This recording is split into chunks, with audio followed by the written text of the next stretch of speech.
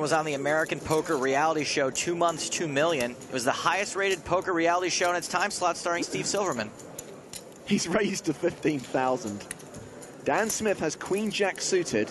Dan's in rough shape, but he's got the exact kind of hand you can sometimes crack bigger hands with. He calls. Negreanu's out. As are Bakar and Siva. Ravensbeck will fold the big blind, so we're heads up to the flop. And that flop is Jack, Jack 5, trips for Smith. Hi-ya! Steve's almost always going to bet this because he's almost always going to have the best hand. He does continue for 27,000.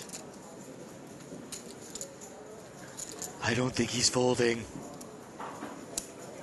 Nope. He calls. Dan opts to just calls. There are plenty of hands he could peel a turn with that aren't nearly as strong. 6 of spades on the turn. Smith with a virtual lock on the hand, 98% equity. None of these cards are really saving Silverman. Bets again, 65,000. Now, does Dan raise or just call and go for all his value on the river?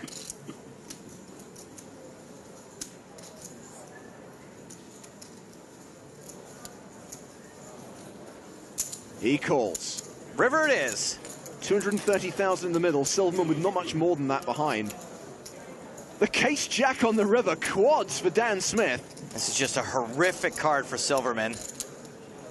He's now got a full house, and in his mind, he's only losing the aces or kings, which probably would have gotten him 3-bet pre-flop. Silverman shoves. Oy. Call. Dan Smith calls. Quick check of the quads. Get in. No kidding. That is just brutal. Steven Silverman eliminated. Good luck, guys. Appreciate that. He folds. Eric Seidel opens from under the gun +1 with ace-queen to 16,000. Dan Smith has kings. Almost always going to see a 3-bet with kings. Not this time. He just calls. Interesting. Dan's not wanting to look too strong, so he just calls. Calling reps a much wider range, and there's always a chance someone gets cute behind you. Heads up to the flop. Quack, quack, quack. Eric will probably continue with what he presumes will be the best hand a big percentage of the time. Dan, of course, flops a full house. Seidel does continue for 18,000. Let's see if Dan continues to play this deceptively by just calling. I think raising here would be a real mistake.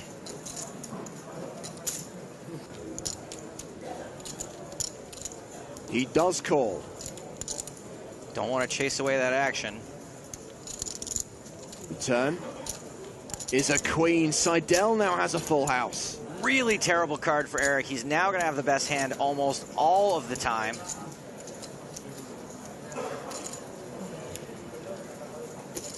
Fires again. 25,000. We know Eric is more likely to call a raise here than I am to call an ex-girlfriend after 2 a.m., but does Dan know that?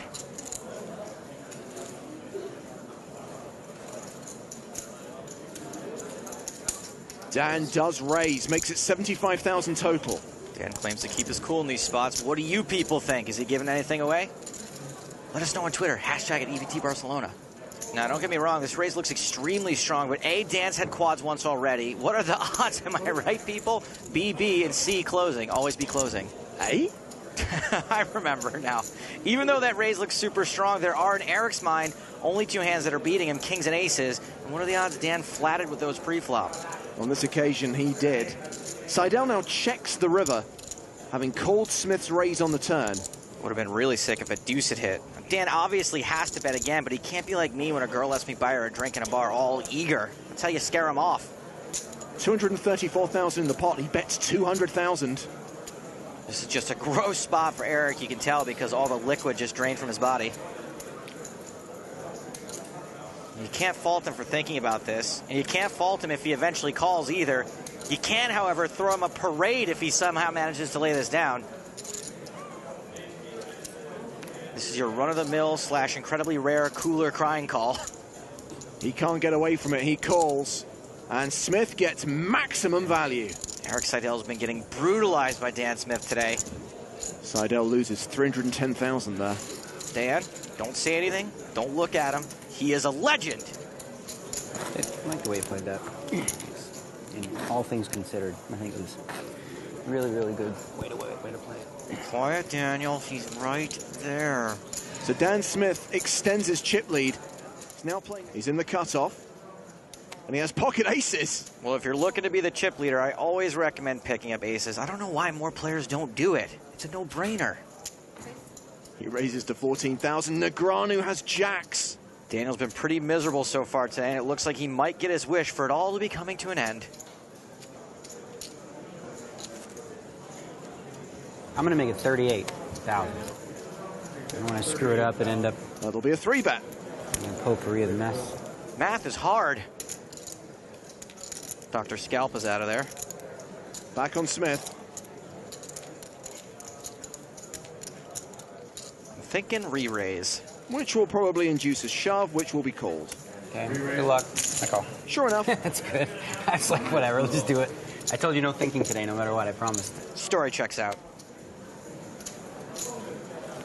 I was happy he raised me. I really was. I wanted to get it in, but not against that.